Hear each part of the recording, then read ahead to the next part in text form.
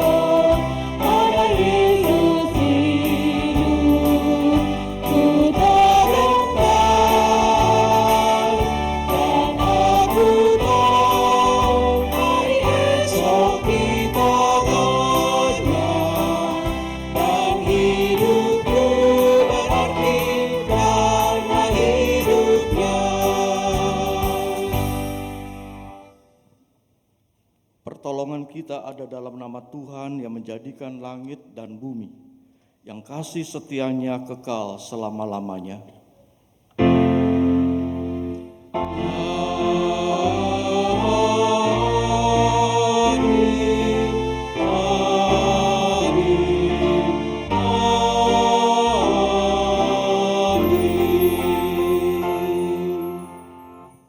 Salam sejahtera bagi saudara yang datang dalam nama Tuhan, Tuhan besertamu. Dan besertamu juga.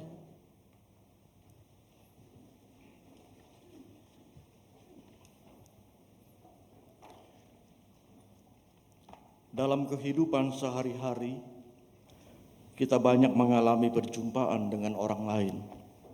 Berjumpa dengan keluarga, berjumpa dengan rekan sekerja, berjumpa dengan orang lain di tengah masyarakat, tapi juga berjumpa dengan rekan sepelayanan. Saudara, ada perjumpaan yang biasa-biasa saja, tapi ada juga perjumpaan yang bermakna dan berdampak dalam kehidupan seseorang. Perjumpaan yang bermakna itulah yang terjadi dalam kehidupan para murid. Melalui perjumpaan dengan Yesus yang bangkit, para murid mengalami perubahan dan pembaruan hidup. Ketakutan para murid berubah menjadi sukacita. Di dalam Yohanes 16 ayat 20 dikatakan, "Aku berkata kepadamu, sesungguhnya kamu akan menangis dan meratap, tapi dunia akan bergembira. Kamu akan berduka cita, tapi duka citamu akan berubah menjadi sukacita." Demikianlah firman Tuhan.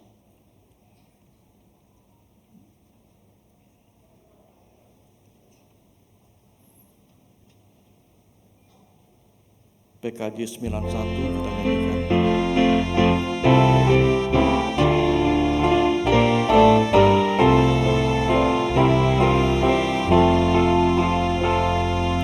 Tuhan telah bangkit, haleluya, bersukacita, haleluya, dengarlah suara dari sorga, Kristus telah bangkit, haleluya.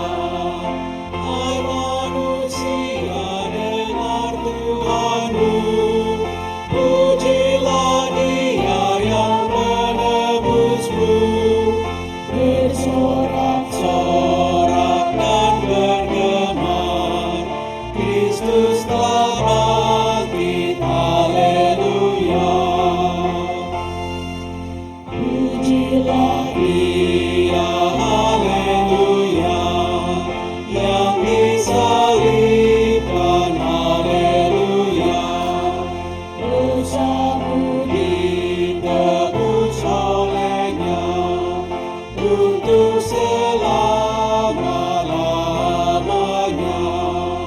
Dosa terhapus oleh darahnya, dalam kasih-Nya ku bahagia. Mari bersyukur dan pujilah, Kristus telah bangkit, haleluya. Firman Tuhan di dalam Mazmur 32 ayat yang kelima, demikian, "Dosaku kuberitahuan kepadamu, dan kesalahanku tidaklah kusembunyikan. Aku berkata, aku akan mengaku kepada Tuhan pelanggaran-pelanggaranku, dan Engkau mengampuni kesalahan karena dosaku." Marilah jemaat sekalian, di dalam segala kerendahan kita mengaku dosa dan memohon pengampunan dari Tuhan. Umat diajak untuk bersaat teduh.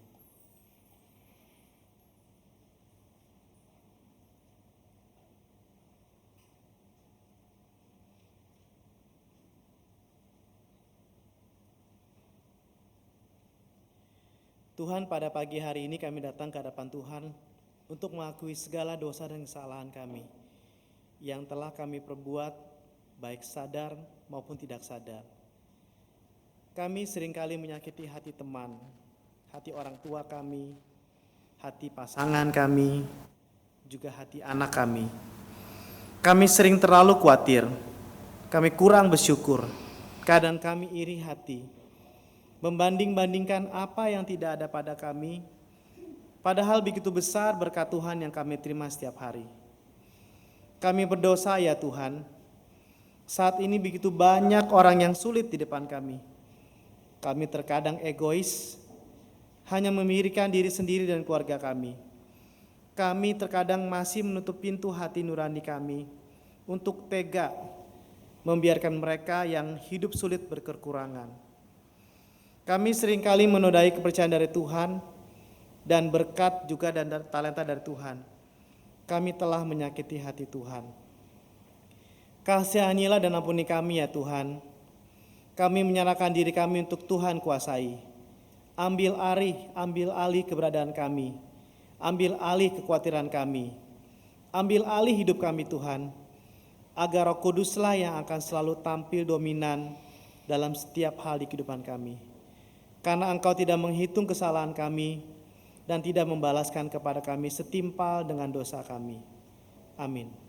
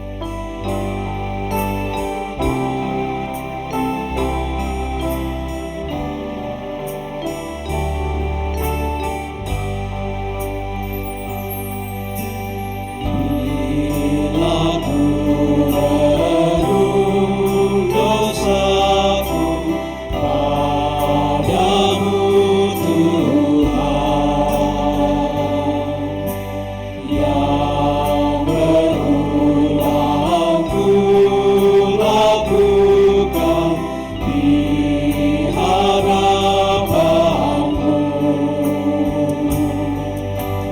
Kasih sayangmu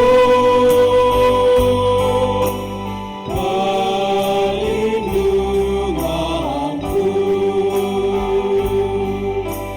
di bawah naungan sayapmu, damai hatiku.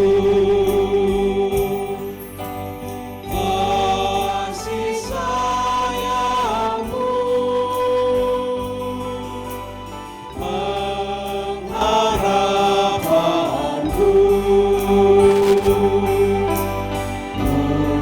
usapan kasih setiamu selalu ku rindu. Perasaanku dan sombongku masih menggoyang.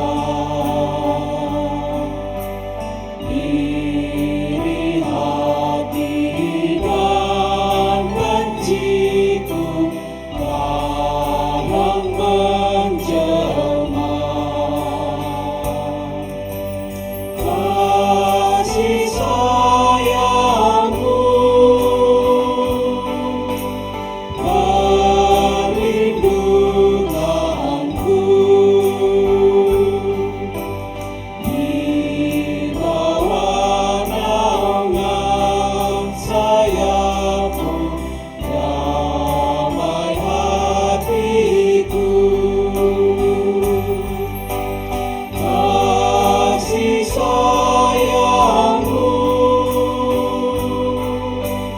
pengharapanku, usapan kasih setiamu selalu ku rindu.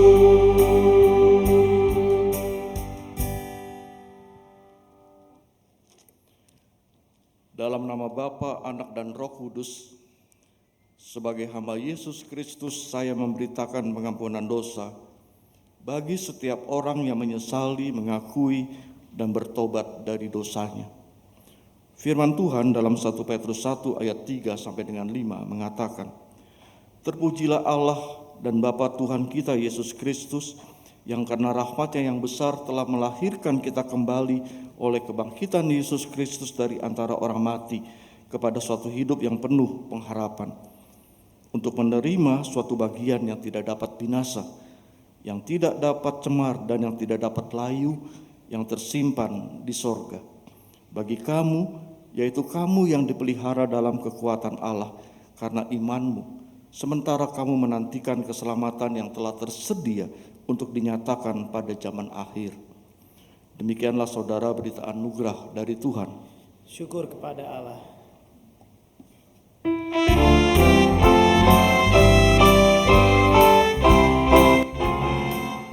Bersukacitalah selalu, tunjukkan wajah gembiramu. Lihat teman mitra dan pilihan di sekitarmu, berikan salam damai karena kasih karunia serta pengampunannya diberi. Hiduplah dalam damai, seorang dengan yang lain, itu kehendak Tuhan bagimu. Hiduplah dalam damai, seorang dengan yang lain, itu kehendak Tuhan bagimu.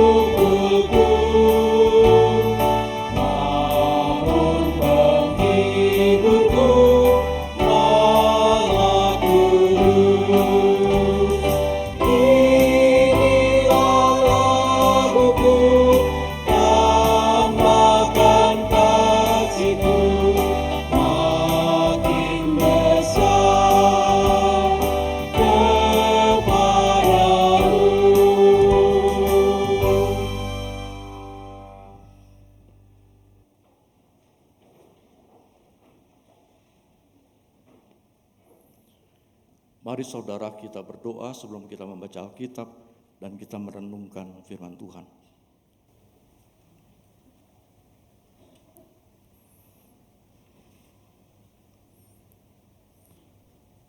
Bapa di surga, kami menundukkan diri kami untuk mendengarkan firman Tuhan. Kami membutuhkan satu pedoman dan pegangan dalam hidup kami, yaitu firman-Mu, agar kami dapat menjalani kehidupan yang Tuhan anugerahkan kepada kami dengan baik dan benar seturut dengan kehendak Tuhan. Kami sadar Tuhan, hidup ini tidak terlepas dari berbagai masalah dan pencobaan. Kadang-kadang kami menjadi umat yang takut kepada Tuhan, yang seluruhnya berserah kepada Tuhan. Tapi kadang-kadang kami mengandalkan kekuatan kami sendiri untuk melalui semua persoalan hidup ini. Oleh karena itu, berilah kepada kami kuasa Roh Kudus-Mu, agar kami bisa mengerti firman Tuhan, menerima firman Tuhan, dan dengan rendah hati menjadikan firman sebagai pedoman dalam hidup kami, sehingga setiap keadaan yang kami hadapi dalam hidup ini, kami dapat hadapi dengan benar seturut dengan firman-Mu.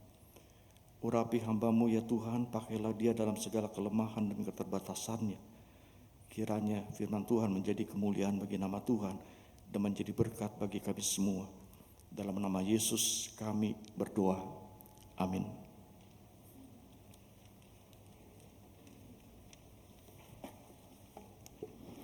Bacaan pertama, bacaan diambil dari kitab Kisah Para Rasul 2, ayat yang ke-14, dilanjutkan ke ayat yang ke-22 sampai ke-32.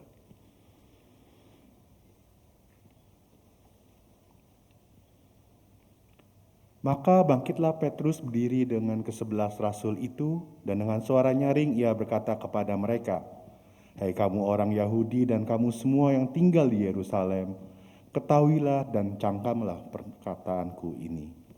Dilanjutkan ke ayat yang ke-22. "Hai orang-orang Israel, dengarlah perkataan ini. Yang aku maksudkan ialah Yesus dari Nazaret, seorang yang telah ditentukan Allah dan yang dinyatakan kepadamu dengan kekuatan-kekuatan dan mujizat-mujizat dan tanda-tanda yang dilakukan oleh Allah dengan perantaraan Dia di tengah-tengah kamu seperti yang kamu tahu. Dia yang diserahkan Allah menurut maksud dan rencananya telah kamu salibkan dan kamu bunuh oleh tangan bangsa-bangsa durhaka. Tapi Allah membangkitkan dia dengan melepas dia dari sengsara maut, karena tidak mungkin ia tetap berada di dalam kuasa maut itu.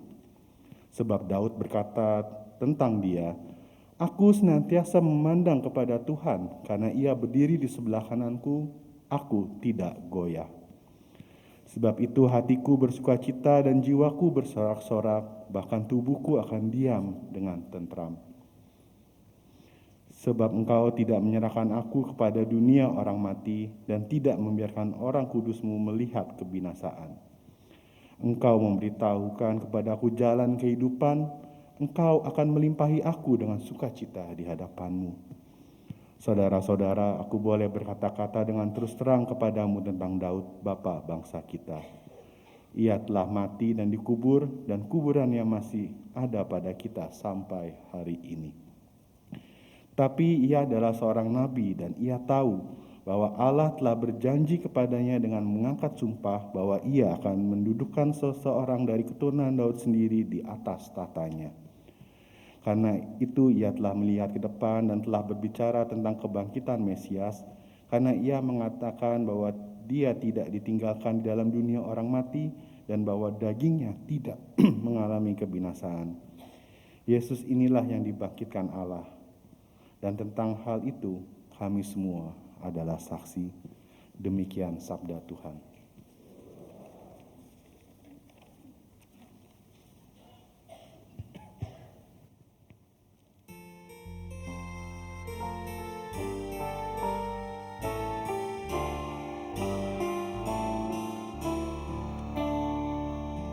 Jaga aku ya Allah, ku berlindung padamu, hanya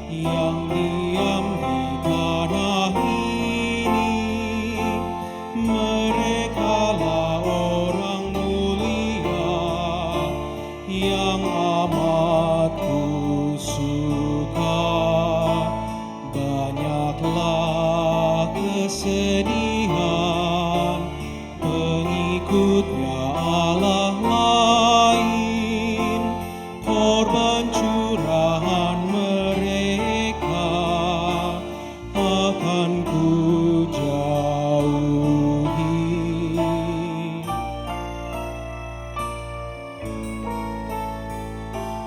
Jaga aku ya Allah, ku berlindung padamu, hanya Kaulah bagianku, tiada yang baik selain Dikau.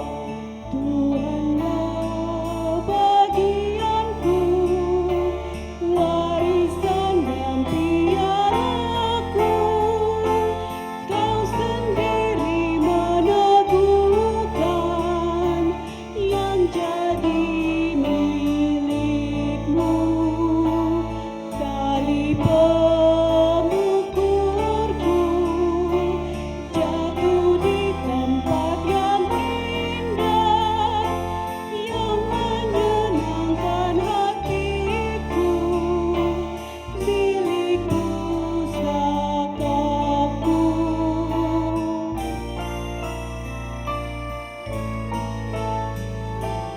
Jaga aku ya Allah, ku berlindung padamu, hanya Kaulah bagianku, tiada yang baik selain Dikau. Puji Tuhan yang menasehati aku, nuraniku mengajarku pada waktu malam. Aku pun selalu memandang kepada Tuhan yang berdiri di kananku, maka tak ku goyah.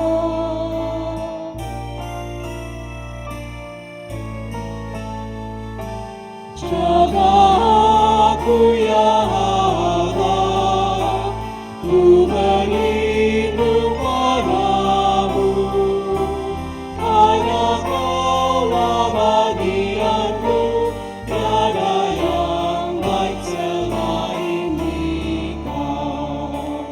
Hatiku bersorak, dengan tenang ku berdiam, karena tak Kau serahkanku pada kematian. Kau tunjukkan padaku sebuah jalan kehidupan, sukacita pun melimpah dalam hadirat-Mu.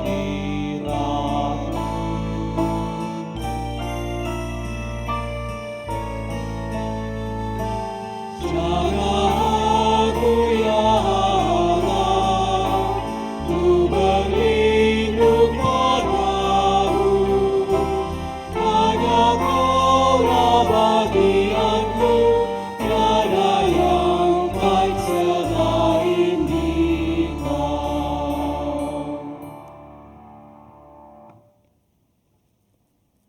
Bacaan kedua, bacaan diambil dari 1 Petrus 1 ayat 3 sampai 9. 1 Petrus 1 ayat 3 sampai 9. Terpujilah Allah dan Bapa Tuhan kita Yesus Kristus, yang karena rahmat-Nya yang besar telah melahirkan kita kembali oleh kebangkitan Yesus Kristus dari antara orang mati kepada suatu hidup yang penuh pengharapan, untuk menerima suatu bagian yang tidak dapat binasa, yang tidak dapat cemar, dan yang tidak dapat layu, yang tersimpan di sorga bagi kamu, yaitu kamu yang dipelihara dalam kekuatan Allah karena imanmu, sementara kamu menantikan keselamatan yang telah tersedia untuk dinyatakan pada zaman akhir. Bergembiralah akan hal itu, sekalipun sekarang ini kamu seketika harus berduka cita oleh berbagai-bagai pencobaan. Maksud semuanya itu ialah untuk membuktikan kemurnian imanmu yang jauh lebih tinggi nilainya daripada emas yang fana, yang diuji kemurniannya dengan api, sehingga kamu memperoleh puji-pujian dan kemuliaan dan kehormatan pada hari Yesus Kristus menyatakan dirinya. Sekalipun kamu belum pernah melihat Dia, namun kamu mengasihinya. Kamu percaya kepada Dia, sekalipun kamu sekarang tidak melihatnya. Kamu bergembira karena sukacita yang mulia dan yang tidak terkatakan, karena kamu telah mencapai tujuan imanmu, yaitu keselamatan jiwamu. Demikian sabda Tuhan. Injil kita baca dari Yohanes pasal 20 ayat 19 sampai dengan 31. Yohanes 20 ayat 19 sampai dengan 31.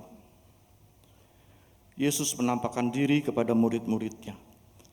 Ketika hari sudah malam pada hari pertama minggu itu, berkumpullah murid-murid Yesus di suatu tempat dengan pintu-pintu yang terkunci, karena mereka takut kepada orang-orang Yahudi.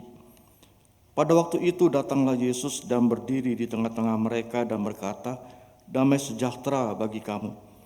Dan sesudah berkata demikian, Ia menunjukkan tangannya dan lambungnya kepada mereka. Murid-murid itu bersuka cita ketika mereka melihat Tuhan. Maka kata Yesus sekali lagi, "Damai sejahtera bagi kamu. Sama seperti Bapa mengutus aku, demikian juga sekarang aku mengutus kamu." Dan sesudah berkata demikian, Ia mengembusi mereka dan berkata, "Terimalah Roh Kudus. Jikalau kamu mengampuni dosa orang, dosanya diampuni. Dan jikalau kamu menyatakan dosa orang tetap ada, dosanya tetap ada." Yesus menampakkan diri kepada Thomas. Tetapi Thomas, seorang dari ke-12 murid itu yang disebut Didimus, tidak ada bersama-sama mereka ketika Yesus datang ke situ. Maka kata murid-murid yang lain kepadanya, "Kami telah melihat Tuhan." Tetapi Thomas berkata kepada mereka, "Sebelum aku melihat bekas paku pada tangannya, dan sebelum aku mencucukkan jariku ke dalam bekas paku itu dan mencucukkan tanganku ke dalam lumbungnya, sekali-kali aku tidak akan percaya." 8 hari kemudian, murid-murid Yesus berada kembali dalam rumah itu, dan Thomas bersama-sama dengan mereka. Sementara pintu-pintu terkunci, Yesus datang dan Ia berdiri di tengah-tengah mereka dan berkata, "Damai sejahtera bagi kamu." Kemudian Ia berkata kepada Thomas, "Taruhlah jarimu di sini, dan lihatlah tanganku. Ulurkanlah tanganmu dan cucukkan ke dalam lambungku, dan jangan engkau tidak percaya lagi, melainkan percayalah." Thomas menjawab dia, "Ya Tuhanku dan Allahku." Kata Yesus kepadanya, "Karena engkau telah melihat aku, maka engkau percaya. Berbahagialah mereka yang tidak melihat, namun percaya." Memang masih banyak tanda lain yang dibuat Yesus di depan mata murid-muridnya yang tidak tercatat dalam kitab ini. Tetapi semua yang tercantum di sini telah dicatat supaya kamu percaya bahwa Yesuslah Mesias, Anak Allah, dan supaya kamu oleh imanmu memperoleh hidup dalam namanya.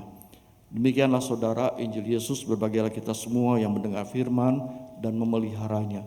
Haleluya.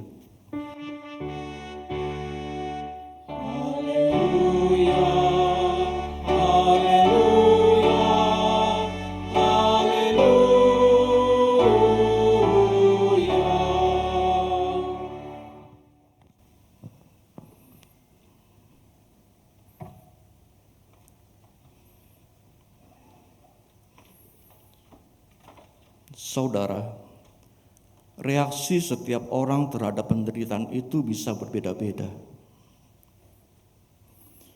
Ada orang ketika menderita, punya pergumulan, punya persoalan, ia mencari orang lain.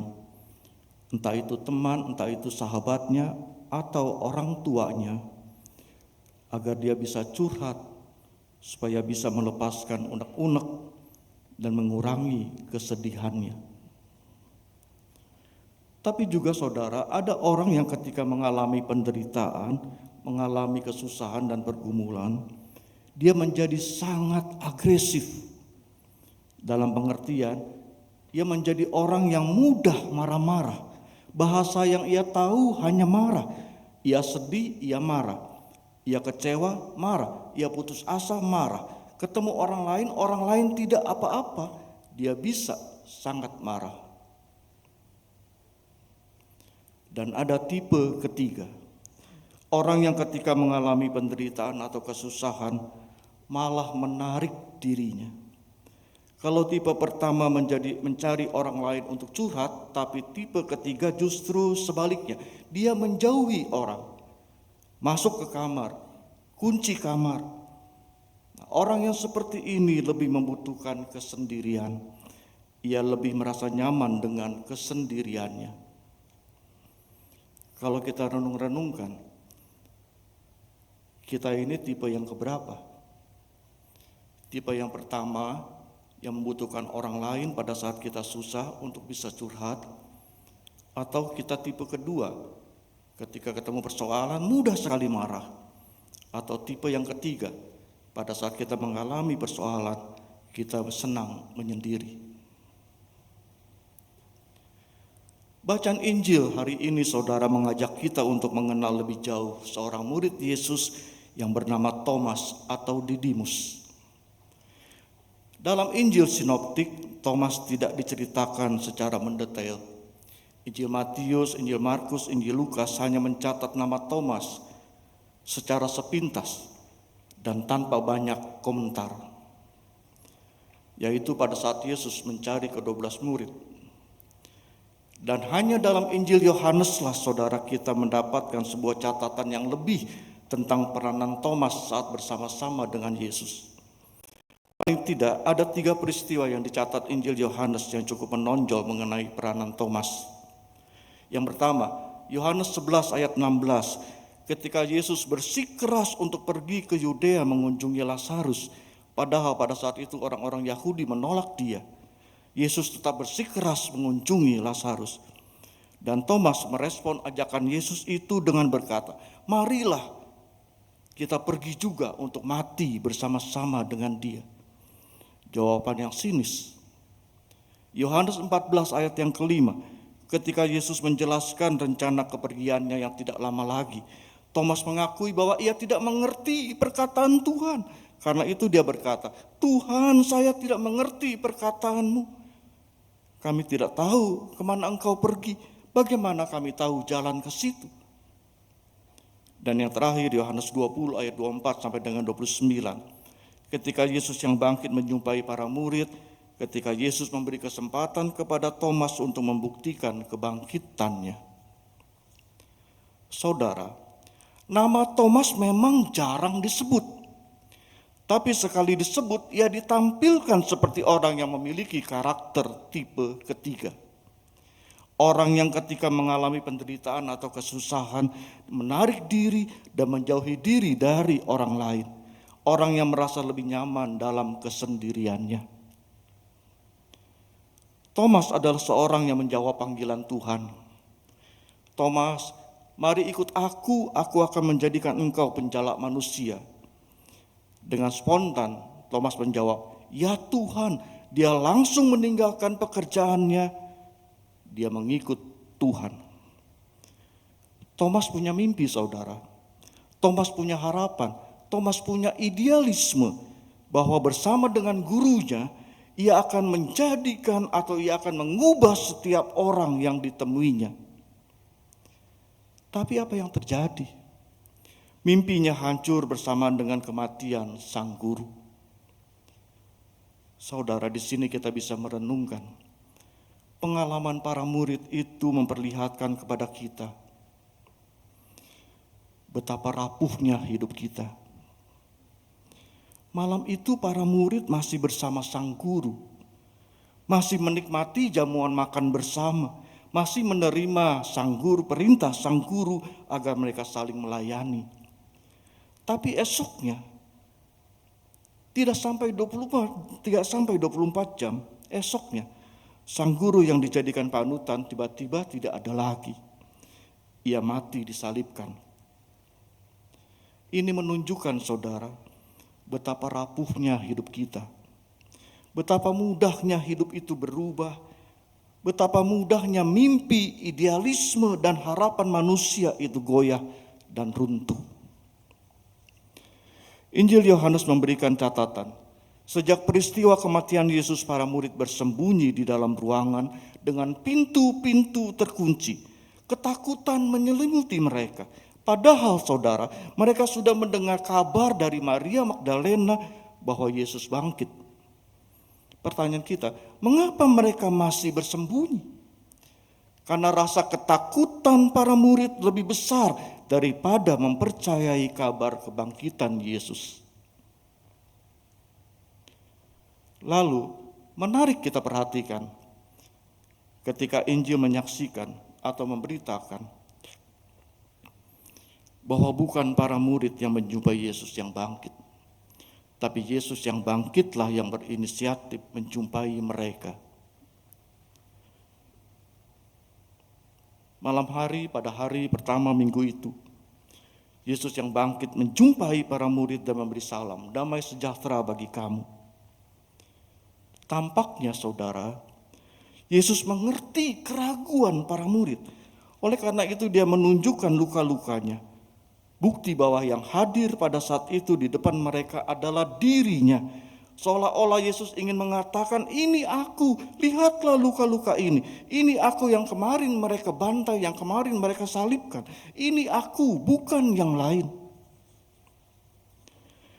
Yesus yang bangkit bersedia didekati dan disentuh.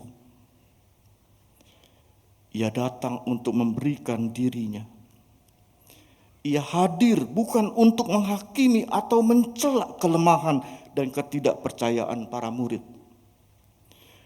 Bukan juga untuk mempermalukan Petrus di depan murid-murid yang lain karena Petrus pernah menyangkal dia 3 kali. Ia tidak juga mempertanyakan, kemana saja kalian ketika aku didera, ketika aku menderita, kemana saja kalian? Ia tidak mempertanyakan itu.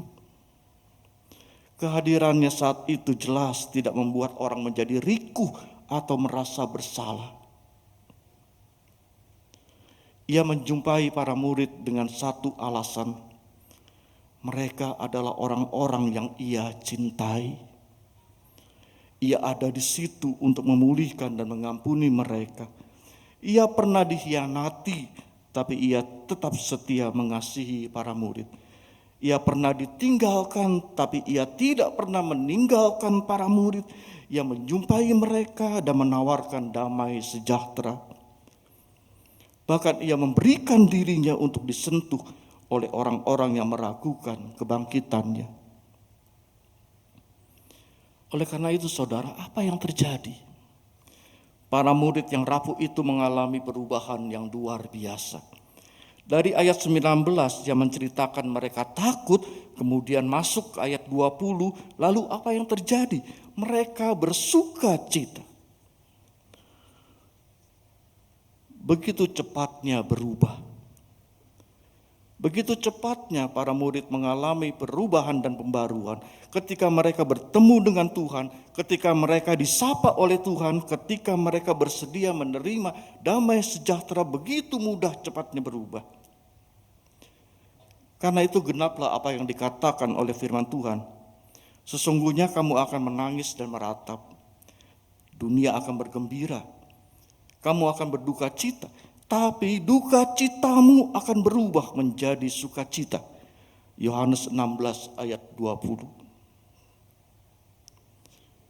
Namun sayang, saudara, sukacita itu tidak dinikmati oleh Thomas. Ayat 24 menuliskan, Ketika Yesus yang bangkit menjumpai para murid, Thomas tidak ada bersama-sama mereka. Kalimat ini ditulis dalam bentuk tense imperfect. Artinya apa? Artinya Thomas sudah meninggalkan komunitas para murid.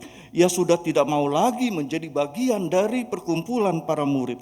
Ia lebih memilih untuk memisahkan diri dari persekutuan. Thomas mungkin berpikir, untuk apa aku kumpul-kumpul lagi dengan mereka? Kita sudah kehilangan pemimpin, tidak ada lagi harapan. Jadi untuk apa lagi aku bersama-sama?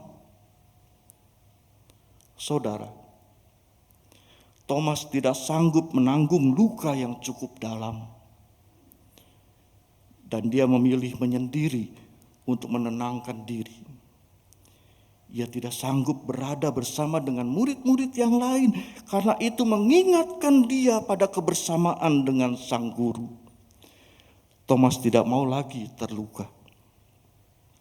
Dan dalam kondisi terluka, Thomas tidak serta-merta mempercayai berita yang disampaikan oleh murid-murid lain yang mengatakan kami telah melihat Tuhan. Luka Thomas cukup dalam. Dia tidak siap untuk menerima begitu saja berita kebangkitan Yesus. Thomas memang tidak langsung percaya. Tapi yang menarik saudara, Thomas masih mau mendengar ajakan murid-murid yang lain untuk bersama-sama tinggal dalam persekutuan. Ayat 26 mencatat, 8 hari kemudian Yesus kembali datang dan menjumpai para murid, dan Thomas sudah berada bersama-sama dengan mereka. Lalu pada perjumpaan itu Yesus memberikan kesempatan kepada Thomas untuk membuktikan kebangkitannya. Kemudian dengan lembut Yesus menegur Thomas dan para murid. Karena engkau melihat, maka engkau percaya. Berbahagialah orang yang tidak melihat namun percaya. Perjumpaan Yesus dengan para murid pada saat itu sangat-sangat singkat. Tapi perjumpaan yang singkat itu saudara mendatangkan perubahan yang luar biasa. Yesus mengubah kelompok orang-orang yang ketakutan, kebingungan menjadi komunitas kasih. Dalam komunitas kasih itulah para murid dipulihkan dan dipanggil untuk menghadirkan cinta kasih Allah. Seperti Yesus menghadirkan cinta kasih Bapaknya. Seperti Bapa mengutus aku, demikian juga sekarang aku mengutus engkau. Perjumpaan dengan Yesus yang bangkit menjadi sebuah perjumpaan yang bermakna bagi para murid dan tentunya bagi Thomas. Thomas dipulihkan, dia mendapatkan peneguhan dalam imannya kepada Kristus yang bangkit. Dan yang menarik saudara, Thomas belajar. Dia belajar bahwa pengalaman adalah guru kehidupan. Menurut tradisi, Thomas diyakini mengabarkan Injil Kerajaan Allah sampai ke India. Dan ia menuntaskan pengabdiannya kepada Kristus dan mengakhiri hidupnya sebagai martir. Perubahan terjadi sangat nyata. Murid-murid yang semula takut menyembunyikan diri berubah menjadi sukacita. Thomas yang semula rapuh menjadi sangat berdaya. Ia setia sampai mati melayani Kristus. Ada beberapa hal saudara yang kita renungkan dari firman Tuhan. Yang pertama, peristiwa Paskah tidak akan menjadi istimewa jika para murid tidak mengalami perjumpaan dengan Yesus yang bangkit. Perjumpaan itu menjadikan peristiwa Paskah sangat terasa dampaknya. Perjumpaan itu mengubah hidup dan kehidupan murid-muridnya. Dan yang kedua, seperti para murid, kita pun, saudara dan saya istimewa dan berharga di mata Tuhan. Seberapapun keberdosaan kita, Ia berkenan menjumpai kita.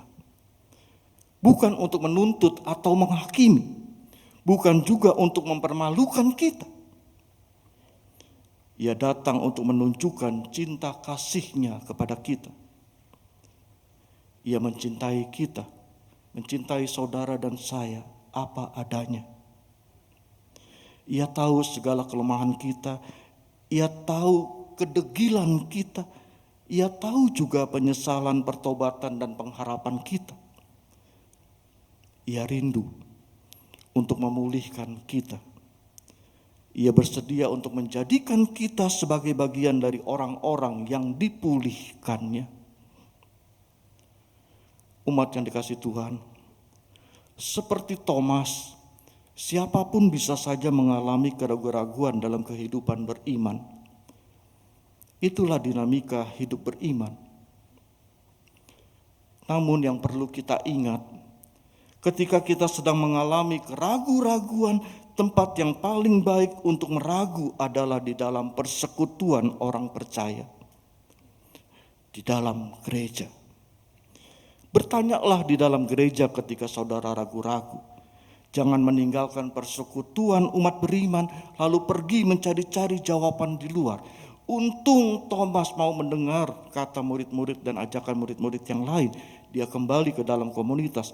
Oleh karena itu, dia berjumpa dengan Yesus dan dia mengalami pemulihan. Jadi, ketika Anda ragu, jangan pernah meninggalkan persekutuan. Jangan bertanya-tanya di luar, bertanyalah di dalam gereja. Dan kita juga bisa belajar, saudara, dari komunitas murid-murid Yesus. Ketika ada seorang di antara mereka yang sendirian, ketika ada yang ragu di luar, tidak dibiarkan. Ketika ada yang kecewa di antara kita, jangan dibiarkan. Ketika ada anak-anak kita yang mungkin sedang goyah, jangan dibiarkan.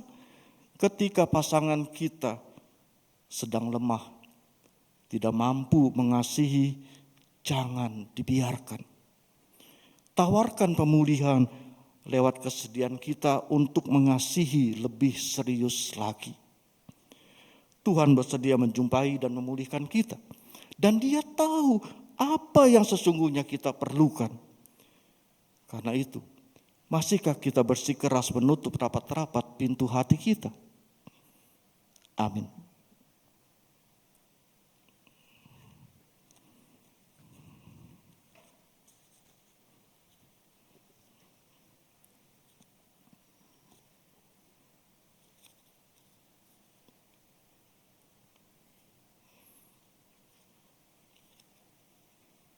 Kita mendengarkan pujian.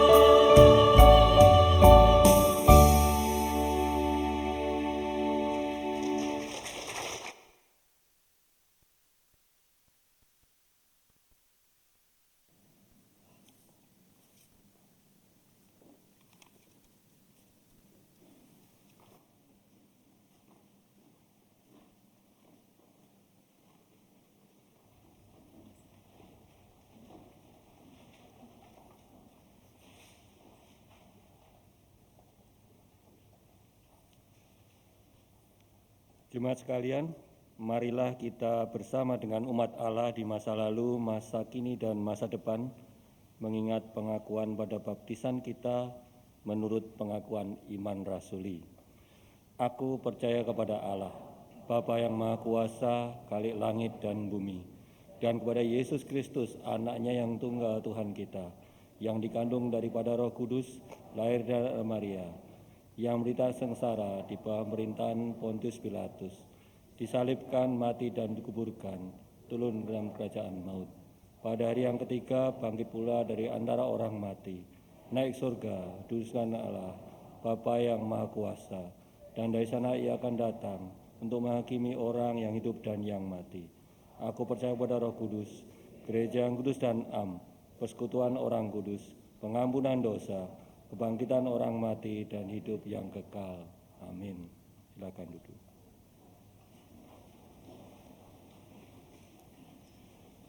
Mari saudara kita berdoa.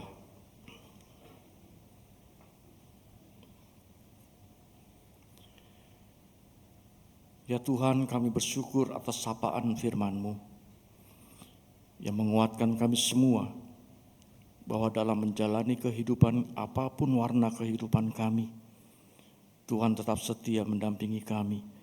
Tuhan hadir, Tuhan menyapa, Tuhan selalu ingin memulihkan kami dan menolong kami melalui setiap pergumulan dalam hidup ini. Terima kasih atas berita Paskah yang boleh kami dengar. Biarlah itu menjadi kekuatan dalam kehidupan kami. Bapa, kami bersyukur ketika Tuhan telah menghadirkan kami bersama-sama di dalam sebuah persekutuan atau komunitas. Tempat kami untuk belajar firman Tuhan, tempat kami untuk mengalami pertumbuhan dan dipulihkan. Terima kasih ya Tuhan atas persekutuan umat-Mu yang Engkau adakan dalam kehidupan kami. Dan sebagai sebuah persekutuan, kami juga ingin mendoakan saudara-saudara kami. Kami ingin mengingat dan mendoakan saudara-saudara kami yang sedang menghadapi berbagai pergumulan dalam kehidupannya. Mereka yang sedang menghadapi masalah karena sakit penyakit, mereka yang menghadapi persoalan karena pekerjaan mereka, atau sedang menghadapi pergumulan di tengah kehidupan rumah tangga mereka. Kami juga ingin berdoa ya Tuhan, kiranya seperti Engkau hadir dalam kehidupan para murid, Engkau juga hadir dalam kehidupan mereka, turut campur tangan bekerja, menolong saudara-saudara kami untuk bisa melalui setiap pergumulan hidup mereka dengan baik dan benar sebagaimana kehendak Tuhan. Berikanlah ya Tuhan segala hal yang diperlukan agar mereka bisa menikmati tetap damai dan sukacita meskipun hidup yang dijalani tidak mudah. Kami juga ingin berdoa untuk saudara-saudara kami yang sedang sakit. Engkau berkati mereka, Engkau tolong mereka, kuatkan mereka. Tuhan bekerja dengan kuasa-Mu untuk bisa memulihkan kesehatan mereka. Biarlah saudara-saudara kami juga boleh tetap memperoleh sukacita dalam hidup mereka, meskipun kondisi mereka lemah. Dan kami juga ingin berdoa ya Tuhan, untuk gereja-Mu, GKI Gading Indah. Kau berkati jemaat-Mu di sini, Kau berkati umat Tuhan. Biarlah dalam kehidupan rumah tangga kami semua memperoleh damai dan sukacita. Kau berkati juga umat-Mu di tengah pekerjaan dan usaha mereka, agar melalui apa yang kami kerjakan dan upayakan, rumah tangga tercukupkan oleh berkat Tuhan. Kau berkati kami semua dengan kesehatan yang baik. Kami juga orang tua ingin mendoakan anak-anak kami. Pimpinlah mereka, jaga mereka dan lindungi mereka. Tuntun mereka untuk memasuki masa depan sebagaimana Tuhan telah tetapkan dalam kehidupan mereka. Kami percaya ya Tuhan, Kau juga mendengarkan seruan umat-Mu yang pada saat ini berdoa untuk bangsa dan negara. Kau berkati ya Tuhan bangsa dan negara kami dalam kehidupan yang rukun dan damai. Kau berkati para pemimpin kami yang memiliki rasa takut kepada Tuhan, yang mengutamakan kepentingan masyarakat dan bangsa ketimbang kepentingan diri sendiri dan kelompok. Kau berkati ya Tuhan rencana pemerintah untuk mengadakan pemilu di tahun depan. Kiranya semuanya dapat berjalan di dalam kebaikan-Mu. Kami tahu masa depan bangsa dan negara kami ada di tangan-Mu. Karena itu kami mempercayakan hidup dan masa depan bangsa dan negara kami hanya di dalam pertolongan Tuhan. Inilah ya Bapa di sorga, seru doa kami. Semuanya kami alaskan di dalam nama Yesus yang mengajarkan kami berdoa.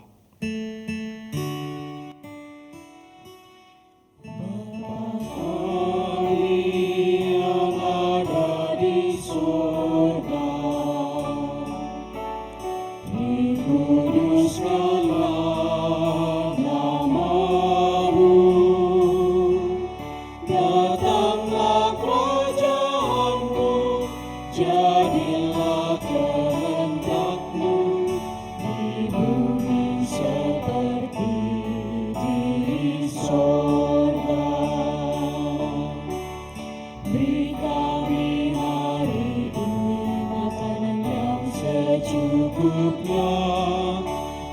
Ampuni salah kami, seperti kami ampuni yang bersalah pada kami.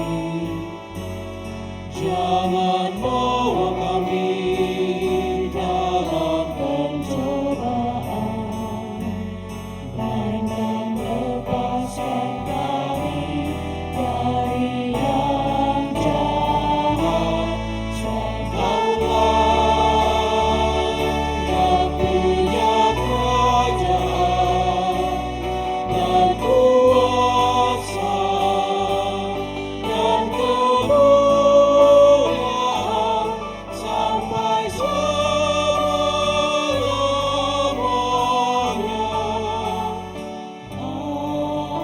Amin.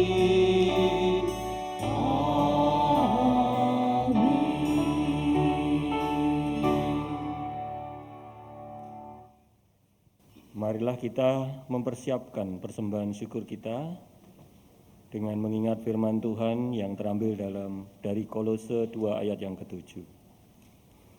Hendaklah kamu berakar di dalam Dia dan dibangun di atas Dia.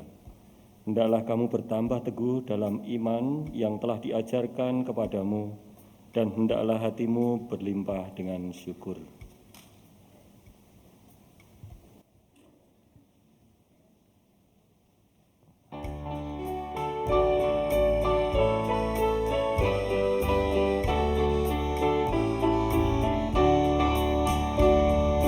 Tuhan tolonglah bangunkan iman, pulihkanlah kasih yang remuk.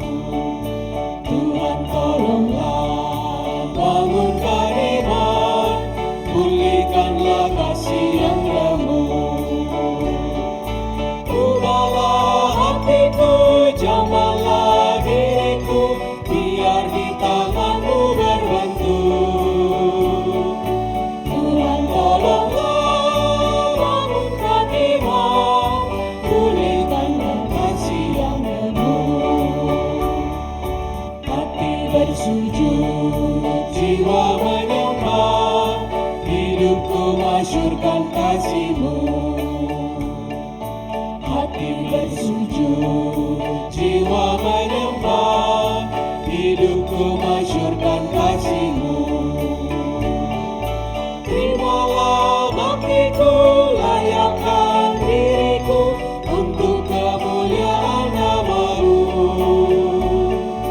Hati bersujud, jiwa menyembah, hidupku masyurkan kasih-Mu.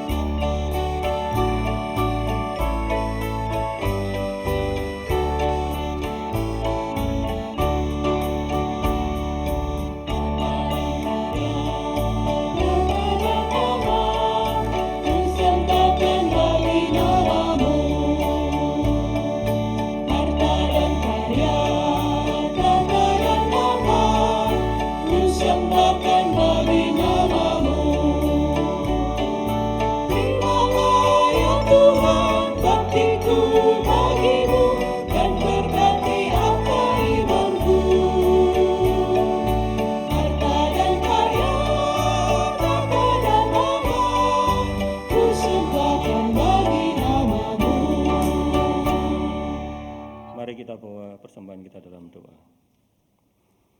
Tuhan Yesus yang mengasihi kami sungguh bersyukur Tuhan untuk setiap kasih, rahmat, dan berkat yang Tuhan berikan kepada kami hari lepas sehari. Sebagai ungkapan syukur kami membawa persembahan ini. Kiranya Tuhan pakai persembahan kami ini melalui majelis jemaat dan badan-badan pelayanan yang ada menjadi berkat bagi sesama untuk kemuliaan nama-Mu. Dengan kerendahan hati kami bawa persembahan syukur ini hanya di dalam nama Tuhan Yesus Kristus. Amin.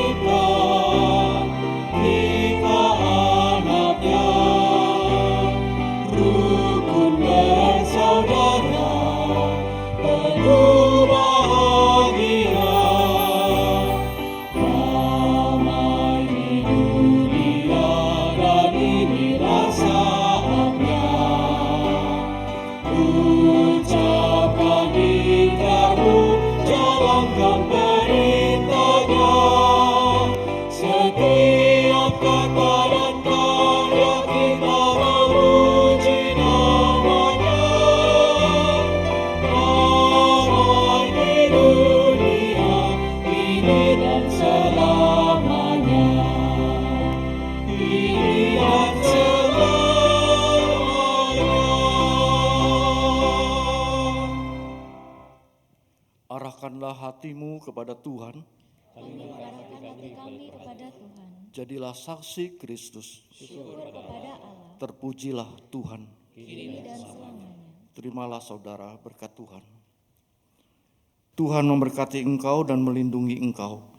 Tuhan menyinari engkau dengan wajah-Nya dan memberi engkau kasih karunia. Tuhan menghadapkan wajah-Nya kepadamu dan memberi engkau damai sejahtera.